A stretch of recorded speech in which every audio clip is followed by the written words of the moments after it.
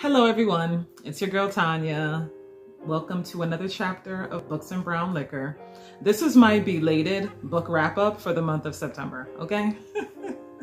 September, I didn't read as many books as I wanted. I had some training going on. I had to take some exams, an exam. So the fifth book that I started in September, I did not finish. So that will be part of October's wrap up. So yeah, let's talk about these books. September. The first book I read, and you already know, I did a long book review on Grown by Tiffany D. Jackson. I stand by this book. I love this book. 5 stars all the way. It's giving R. Kelly vibes. No, the book is not about R. Kelly, but it is a very similar situation. We all know the story. We all saw the Surviving R. Kelly documentary. Oh my God, that made me want to go hide my daughter. Anywho, so this book is about a young woman, a teenager, 17-year-old named Enchanted. I was about to say Enchantress. Enchanted. She is a singer, evidently a very good one. Everybody talks about how Enchanted can sing. And she catches the eye of this 28-year-old grown-ass man who is an R&B star, very much like R. Kelly, right? So she's lured into this, I don't even want to call it a relationship. I want to call it a situation. And obviously she has no idea what she is getting herself into because she's a 17-year-old. In her mind, oh my God, he thinks I'm amazing. Yay, I'm going to be famous. But again, she doesn't know that she has just been hooked by a predator. Okay, what's that old saying? What's chaos for the fly is routine for the spider. Yeah, so he's the spider, she's the fly, pretty much in a nutshell. But yeah, very much R. Kelly vibes. I love this book. I love the writing. I'm a huge fan of Tiffany D. Jackson. Put her name on it. I'm reading it, okay? But Grown. There were times this was hard to read, but at the same time, I couldn't put it down. But it was very, like it says, gut-wrenching. Yeah, absolutely. Absolutely gut-wrenching. Watching this, not watching.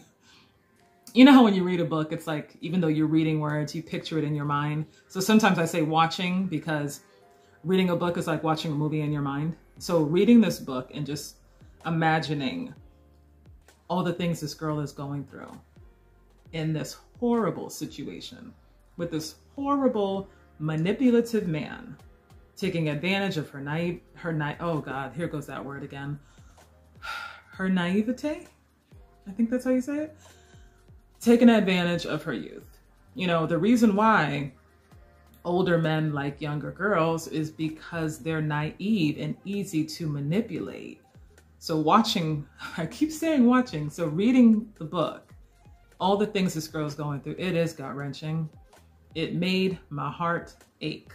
But it's a good-ass book. I gave it a 5. Moving on. The next book for September. The Night She Disappeared by Lisa Jewell. Lisa Jewell is one of my favorites. If Lisa Jewell's name is on it, I'm reading it, okay? I love Lisa Jewell. It is about a girl named Tallulah. She disappears after going on a date night with her boyfriend, Zach. You know, this was another one that kind of tugged at the heartstrings, even though it is kind of a mystery situation, because the whole time you're wondering what the hell happened to Tallulah, or she calls her Lula for short, but what the hell happened to this 19-year-old girl? She was supposed to be back. She just never came home. So this story is told from multiple timelines and multiple characters, multiple narratives. So it's told from like the narrative of Tallulah's mom, who's losing her freaking mind because her daughter never came home.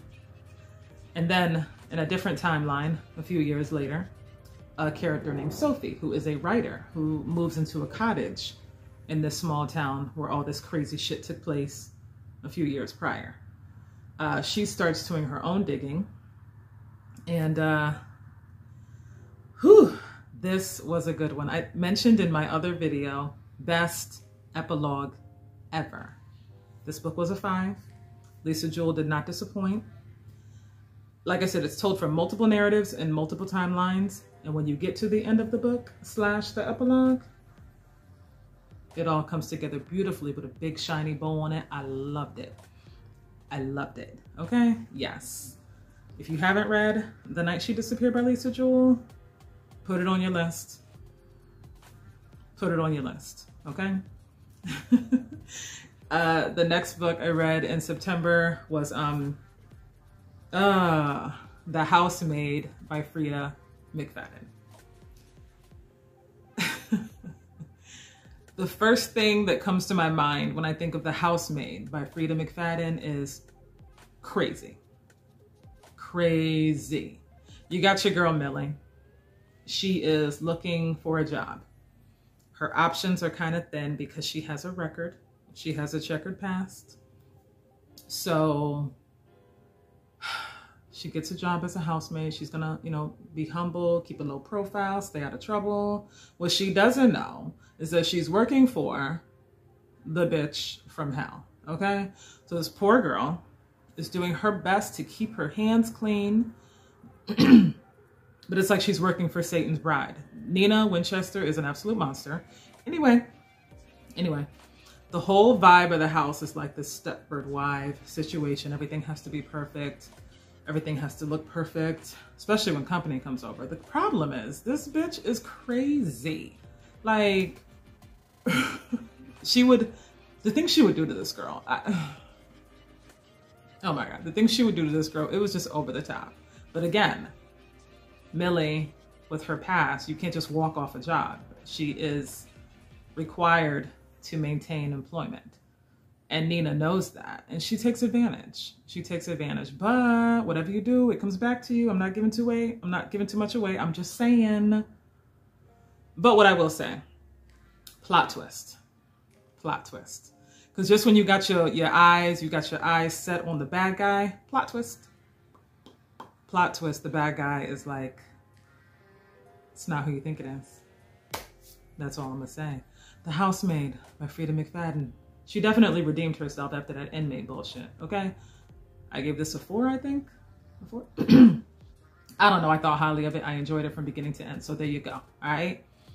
And then the last book, The Dead in the Dark by Courtney Gold. This book was so disappointing for me because one thing about young adult books, I love young adult books. But one thing about young adult books, they're packed with cliches. They're packed with cliches. This book was cliched down, okay? So anyway, our main character is Sydney. She travels to the small town of Snakebite, Oregon with her 2 fathers. You know what that means. And her fathers are those ghost investigator guys, I love that part. So when I read that part, I was like, yes, this book is gonna be dope. It was okay. It was just okay. But if you like Riverdale or, those like teen drama type joints, this reminded me of Riverdale because it's a small town. And in small towns, they don't like outsiders, and all of the cliches were just, they were there. The popular girl with money, who also happens to be the prettiest girl that everybody likes. All the teen characters. I mean, they might as well have Letterman jackets and, I don't know. I tried. I didn't hate it. But I felt like it could have been so much more. So my bad. Anyway, the story, what is it about? In this town, you got teens disappearing. And of course, it coincides with the time the 2 fathers and their daughter come to town. So of course, they're the perfect scapegoats for the problems that we're having, because clearly they must be murderers, right? So you got that bullshit too. They're not welcome here. They're outsiders, blah, blah, blah. Okay, let me stop. Yeah, teenagers are disappearing, and there is something beneath this town that affects the energy of the town. It affects the weather of the town. It is the dark. And the dark has a way of inhabiting this town and kind of just like snuffing out certain people for some reason. That's all I can really say without giving too much away. I wish there was more, but there isn't. There isn't. They do explain what the dark is and where it came from, but I think what bothers me is it wasn't really believable.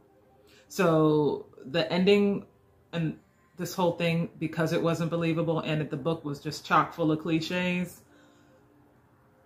it just didn't hit for me. So I know I'm probably not the only one that feels that way. I'm sure there were people out there that loved it, but for me, it was like, eh. And that's all I'm gonna say, because I'm not gonna shit talk no more. I'm just gonna let it go.